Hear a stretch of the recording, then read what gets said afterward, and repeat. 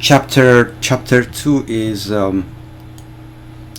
about, like, describing motion. Okay, let me find my slides. Where are they?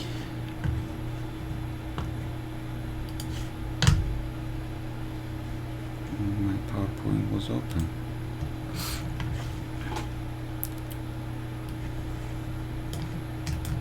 Okay, so chapter 2 is about describing motion.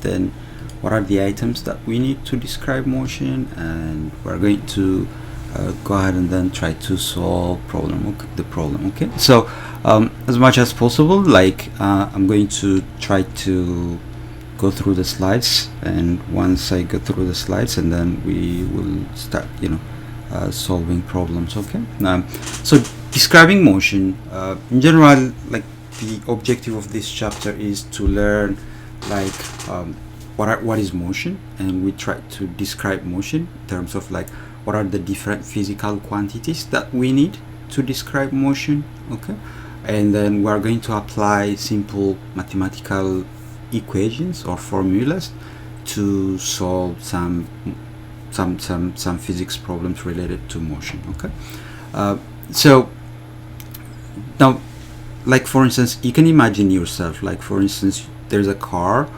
Let's assume that you are sitting in that car, and then the car is moving at a certain speed. Okay, and then, for instance, if somebody comes across the car, all of a sudden, right, what would happen is, like, the driver will slow down, right? So, and then when that person passes, then the car will start to move again, or so, like, during that transition, you can see this. Like, for instance, the speed was high, right? So it's moving. Then when there is somebody coming in front of the car, then it's going to slow down. And then when that person passes, what's going to happen is, like, that car is going to start moving over again. Okay, so this is just a random description of it. It means, like, for instance, it was moving at a speed of, let's say, 30 miles per hour or 35 miles per hour. So the car was moving at 35 miles per hour, and then when he sees a certain person, like, it starts to get smaller, like 10, and maybe it reaches to 5 miles per hour. You let that person pass, and then all of a sudden, like, what do? Then you start to accelerate back again to 6, to 7, and 10, and then and so on and so forth, and then you reach to the speed limit, which is 35, and then and then the cars just keep on moving. So throughout this, there's something that happened. First, the car was moving, like, with a constant speed. Okay, so there was a motion that, like, the car was moving, right? And then at some point, then the car starts to slow down during this period. Okay, and then after slowing down, then the car starts to accelerate. Okay, and then once its acceleration, when its speed reaches back to 35, and then it just keeps on moving at a constant speed. So throughout this procedure, what you saw is, like, the car was smoothly moving. That means constant speed. And then it starts to slow down, means, like, slowing down, and then at some point starts to accelerate. That means, like, it's moving, the speed starts to increase again, and then eventually it gets back to its normal speed. That's a constant speed or velocity. So if you try to see what is happening throughout this procedure, there are physical quantities that get involved. The first one is distance. You are driving. When you drive, you are covering a certain distance, right?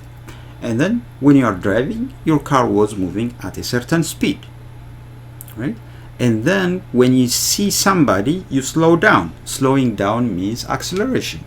Somehow, we call it, like, deceleration, slowing down. Then you have that deceleration. And then, of course, after that deceleration, when the person passes, then you start to increase your car back again. That's what we call it acceleration.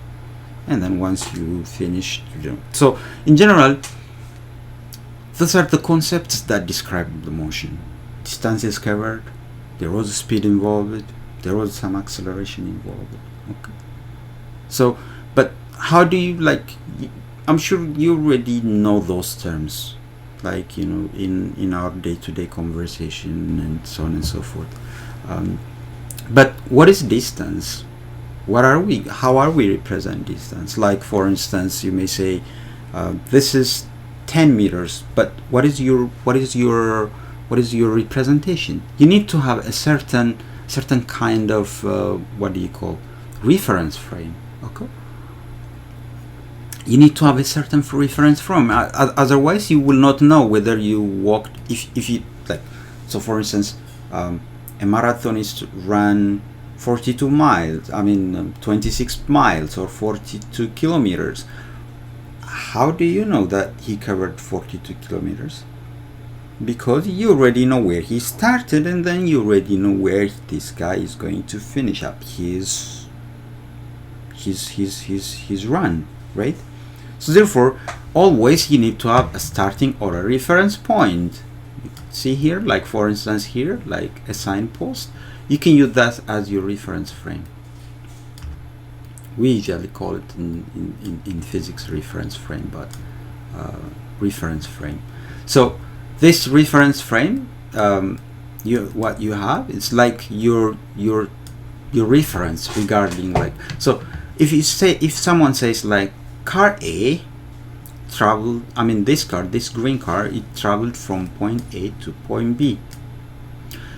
The distance from the reference frame to distance B is 60 meters. Okay, is 60 meters. The distance from the reference frame to point A is 30 meters. So how much distance did the car travel?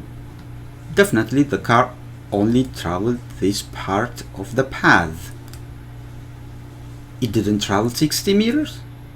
It didn't travel 30 meters. It started from that 30 meter mark and it ended up at 60 meter mark. So the car, what it traveled is the difference between the 60 and the 30. So 60 minus 30 is going to be 30.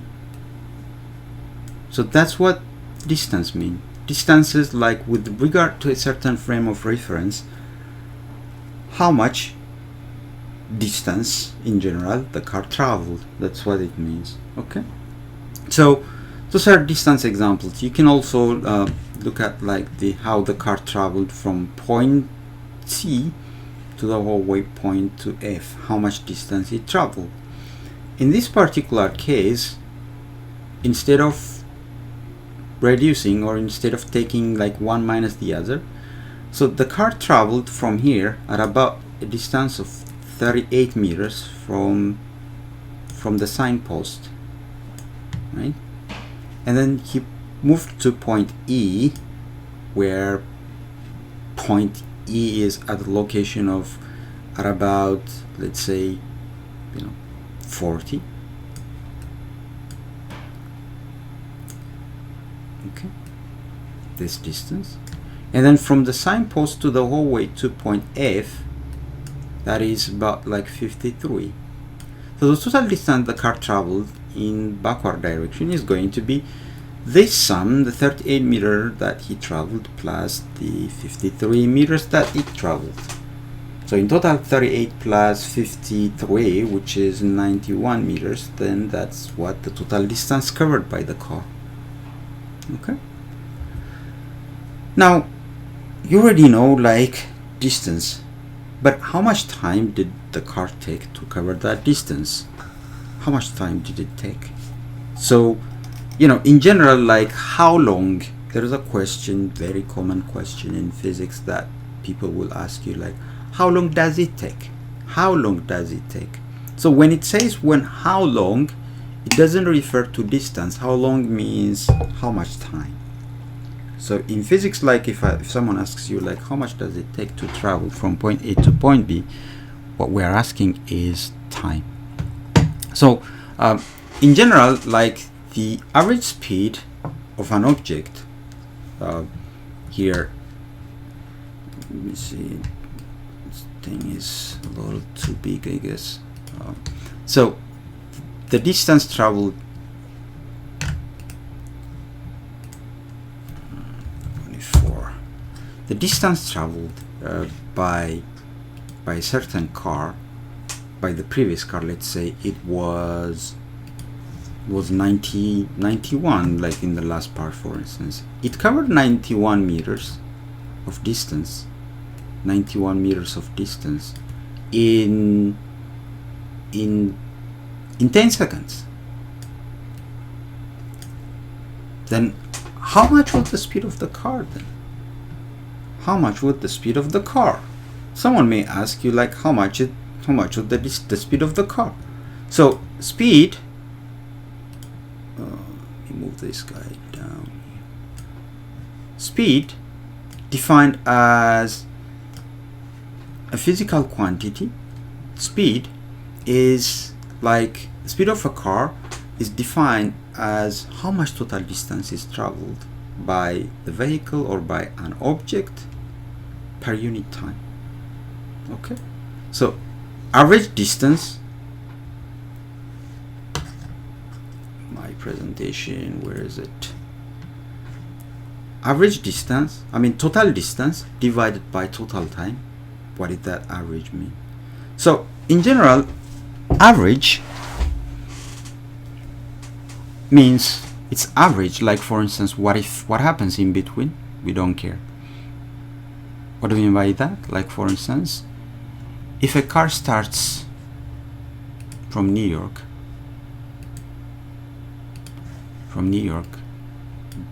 City to, let's say, to Washington DC, and approximately the distance between those two cities is 250 miles.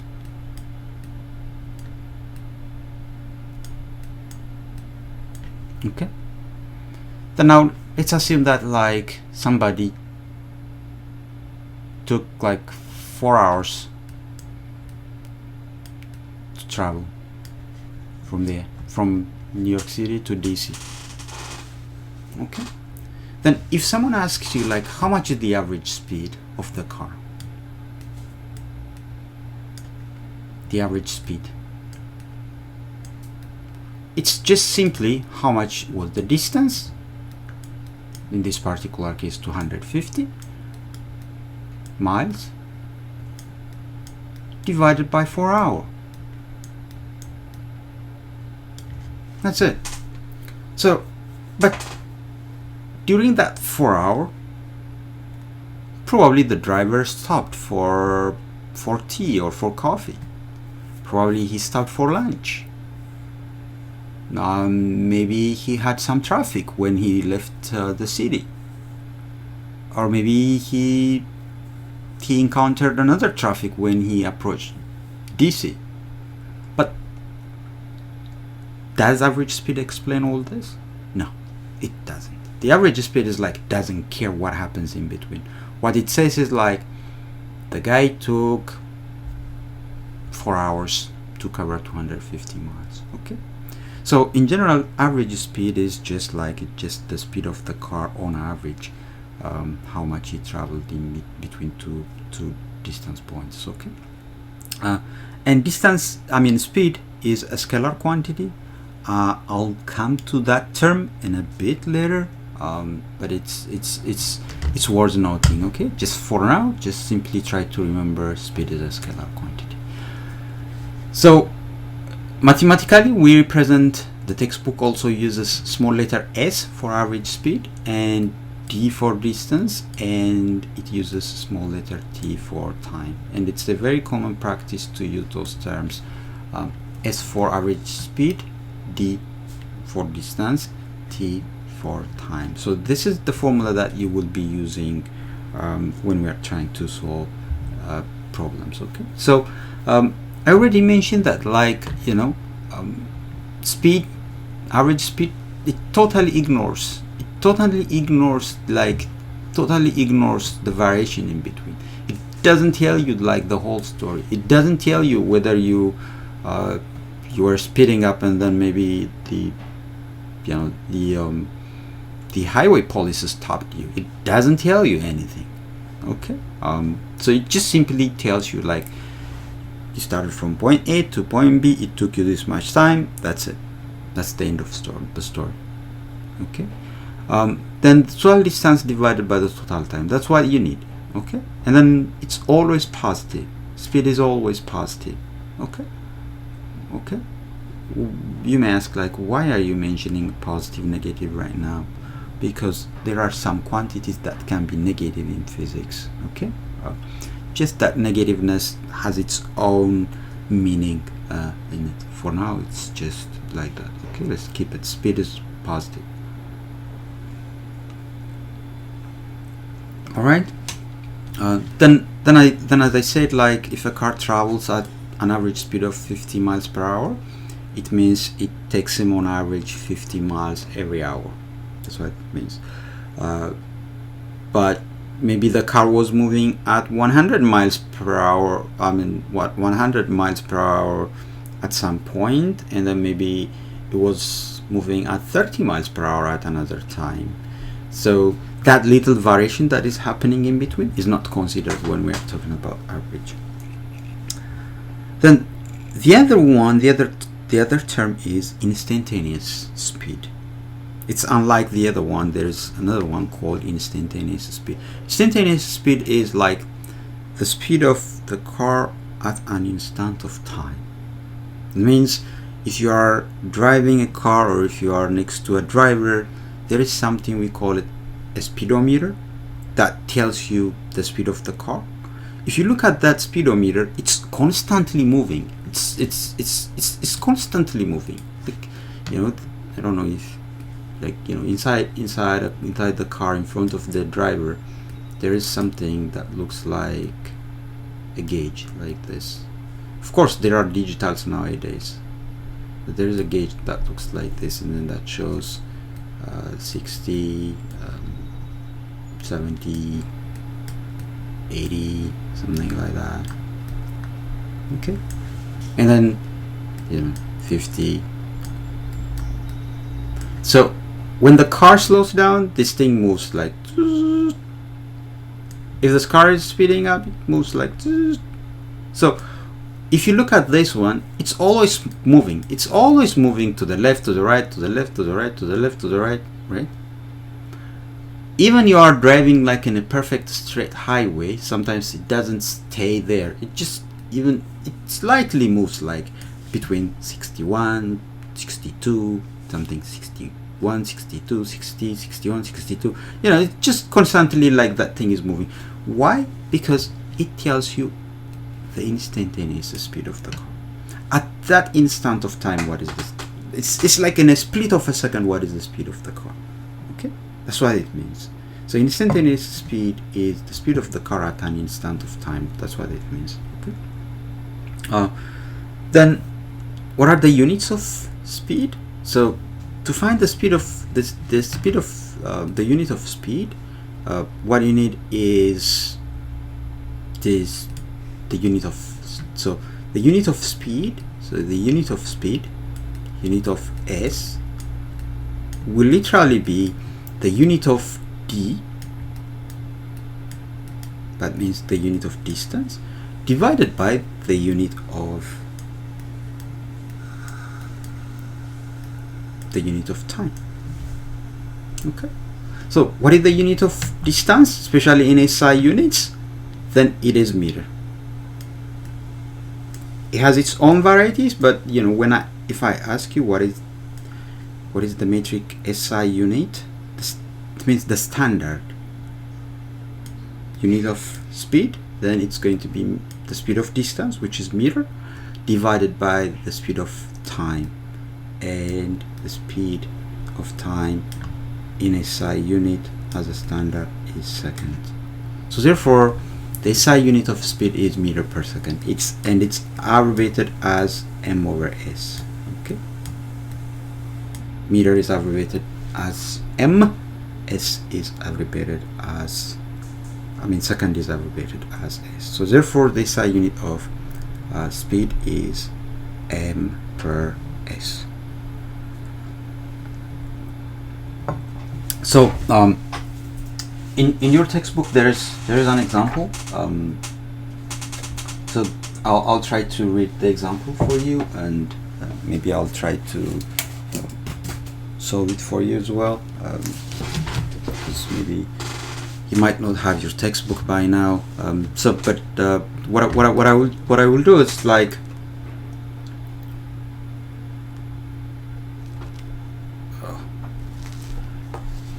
so the example, what it says is, this one's more or less, it's a unit conversion, but if it's fine, we can do it. Okay, so it says convert 90 kilometers per hour to miles per hour and 2 meters per second as well. The question is, it's an example from your textbook. Okay,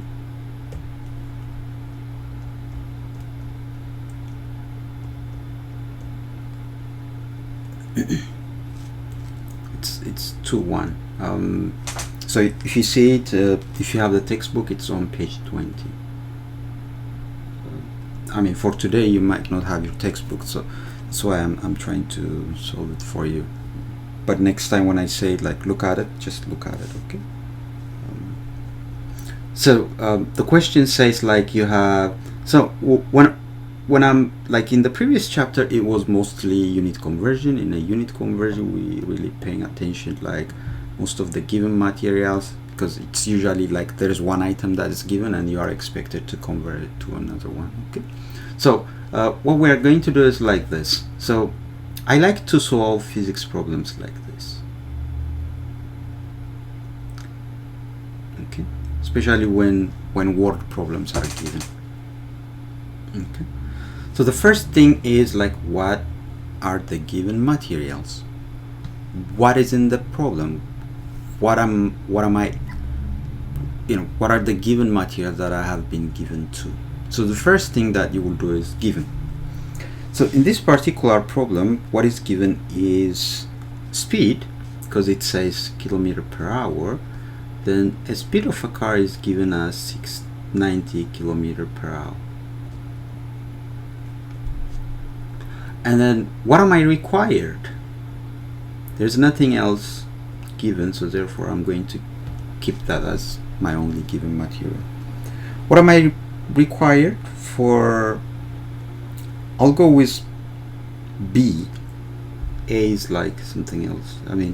So B, it asks you like, how much is the speed, or convert that in meter per second.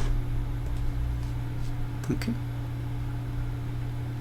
so this is something similar to what we did in, it's a unit conversion. So then I list my given and then my required, and then I can go directly to the solution. So my solution is going to be just simply convert that 90 kilometer over an hour to its equivalent in meter per second. The way that I'm going to proceed is, I want to eliminate the kilometer part. Even the textbook follows pretty much the same procedure as this, and replace it by meter. But that kilo, it means 1,000 by itself. So therefore, in every kilometer I have 1,000 meters. And this hour can be replaced by seconds.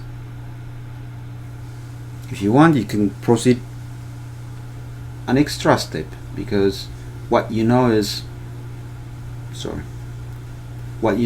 like,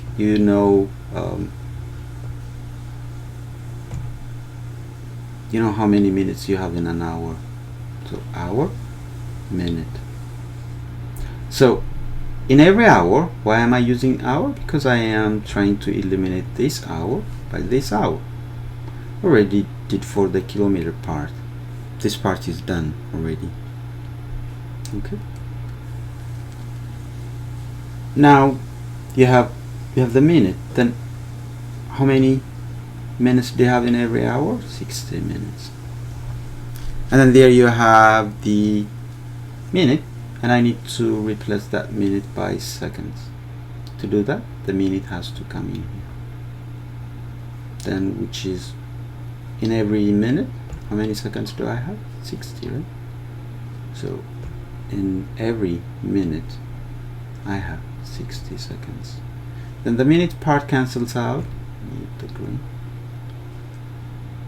Then I have, so let me use this. Okay. Then I'm left with that 60. Okay. So if you multiply this, it's going to be 90,000 divided by, so your speed is going to be 90,000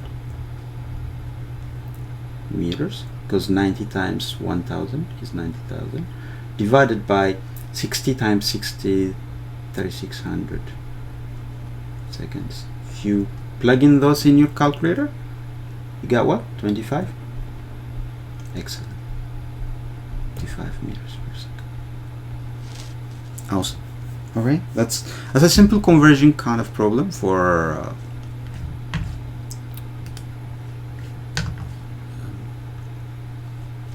a speed example. Okay, so we already defined like what an instantaneous speed is. Okay, if you want to know how fast at an instant of time, then your instantaneous speed is what you need. Okay, then the next physical quantity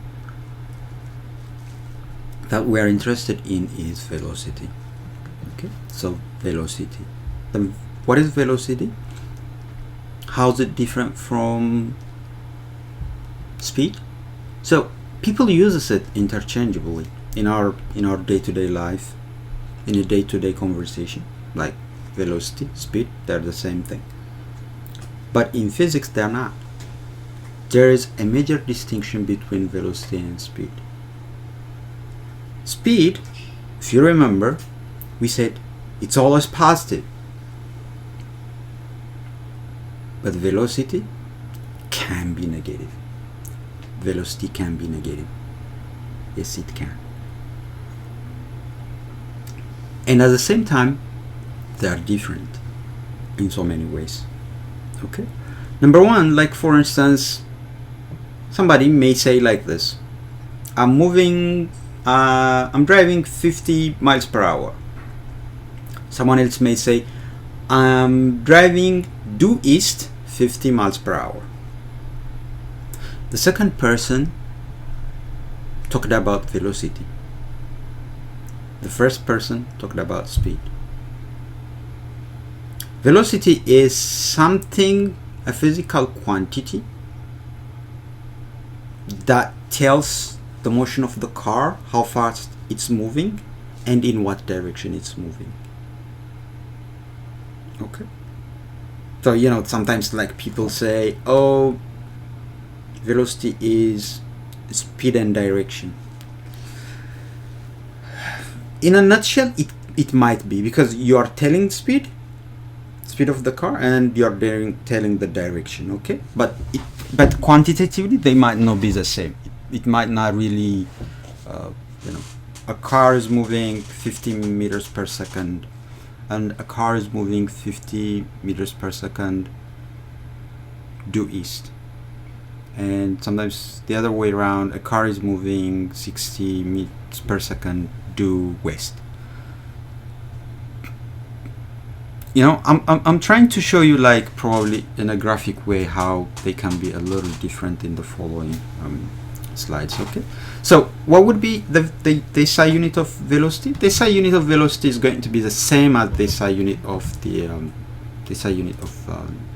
speed, because they're the same thing pretty much. In terms of definition, they are somehow very related to each other. Okay, so sometimes, like, If you are given like speed, then we represent it using S. So that's the average speed. But if it is velocity, we use small letter V to represent speed, to represent velocity. Then its SI unit is meter per second. Its SI unit is meter per second. I do like this question. Okay, let me write it out, and then I'm going to ask you this question. So let's take two cars. This is like a very nice kind of example that will sometimes like that will give you a little bit of understanding, like how they can be different, how velocity is not entirely speed plus direction. So let's take two cars. One is red, as you can see, it's represented by red, and then another one is blue, it's represented by a blue color. Now let's say the blue car started, at that point, let's say they both started at the same time, let's say at 10 a.m.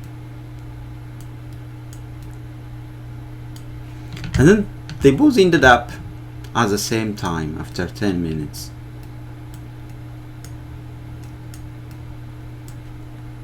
Okay, both of them both started at the same time, and they finished the trip at the same time. Which one had a larger speed?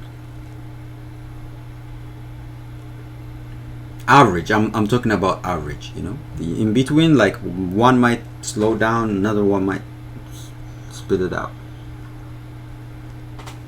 Which one had a larger speed? Definitely the blue one had a larger speed, because it traveled a longer distance, because the blue traversed a longer distance, whereas the red, it was a shortcut straight. Okay, they started at the same time, they finished at the same time. That means both took 10 minutes, but the blue car traveled a longer distance. But if someone asks you, like, which one had a better velocity? That's trickier, because velocity normally, it needs direction. So right now I want the average direction of the blue car. What is the average direction of a blue car? What is it? So let's say for the red car, it's pretty straightforward, because it just traveled to the right. Let's say that's east.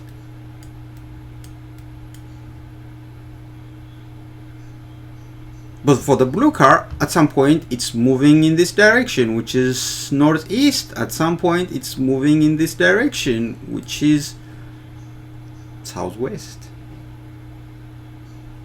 At some point it's moving straight to the east. If we consider all the average directions, but what we know is even the blue car started from point P and it ended up at point Q. Then in terms of relative, in what direction in total it traveled on average, the blue car also traveled in the same direction as the red car.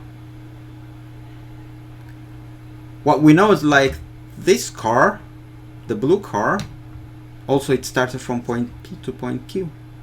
On average, its direction is east as well.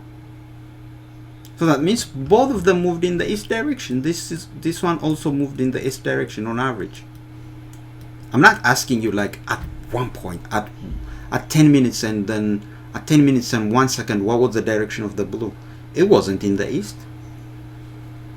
At 10 minutes and 9 minutes, at 10 o'clock and 9 minutes, what was the direction of the blue? It wasn't east, it was something different. Maybe it was around here. But if you consider the whole trip, the blue car also traveled in this direction. Aha. How about in terms of what traveled? So that means you can see that the direction, the velocity, the average velocities particularly, it didn't care in what path you traveled. What it cared is like you started at this point P and then you finished at point Q. So in terms of where it started and where it ended up, even the blue car, it started at point P and it ended up at point Q, no matter what the path is. So therefore velocity didn't care much about the path of the trip. What it cared was where it started and where it ended. So as a result, both the red and the blue cars had the same velocity but different speed. Okay, they had different speed. Of course, the blue car was faster in terms of speed, but both had the same velocity because they literally started and ended up somewhere. Okay, so there is this physical quantity that involved it when we talked about like velocity. Direction was important. Direction was quite an integral part of the physical quantity. And those quantities that care about direction is known as vector quantities. So a vector quantity, this one, a vector quantity is a physical quantity that cares about direction. Whereas scalar quantities, right? You remember in the slide, like when we talked about speed, we saw something that says scalar quantity. Yes, speed is a scalar quantity. It doesn't care about direction. Whereas vector quantities are quantities that care about direction. Why? Let's say here, I mean, look, I'm here, I'm the professor, I'm standing here. And let's say there is a chair here, and let's assume there is a student here. Okay, and then I'm coming to another physical quantity that's a vector. And then if I ask this student, can you please bring the chair to me? Then I'm sure the student is going to push or drag the chair in this direction because I'm standing here. Here's the professor, here is a student. Okay. So if I'm like 10 meters away from the chair, then if I ask the student, bring the chair to me, then he has to apply force, which is another physical quantity. He has to apply force on this guy towards me. So that means he applied the force in this direction, which is in the west. He cannot apply the force in the other direction to have the same effect. So that means when you apply a force on an object in a certain direction, its effect is not the same. The output is not the same. So if there is a table right here, if one student pulls the chair in this direction and another student pulls the force in this direction, most likely the chair is going to go along this direction, somewhere in between. Why? It doesn't matter like how much force you are applying. The direction also dictates the outcome.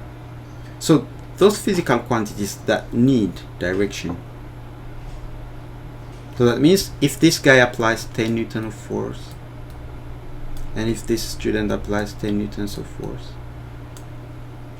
the output on this chair is not going to be 20. It's not going to be just the sum of the two, because the chair is going to end up, number one, moving along this direction.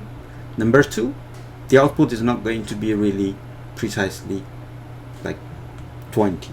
No. Why? Because it would be 20 if both of them pull it in the same direction. That's easy. Why?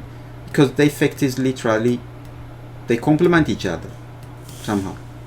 If he pulls it in this direction with 10 newtons of force and 10 newtons of force, then definitely this guy will end up moving in this direction. So force is another physical quantity, because its application of direction dictates the outcome. So therefore, in a physical quantity like velocity, which is vector, direction is important. Okay, so direction, so as we said it, like, so those physical quantities that are vector, what they care is like where it starts and where it ends. Something that might have happened in between that might not really usually have anything to do with this. Okay. All right, so I'm gonna give you like 10 minutes of break. If you are not going anywhere, if you can pull your textbook and try to solve those examples, that would be nice. Okay. So you have 10 minutes break.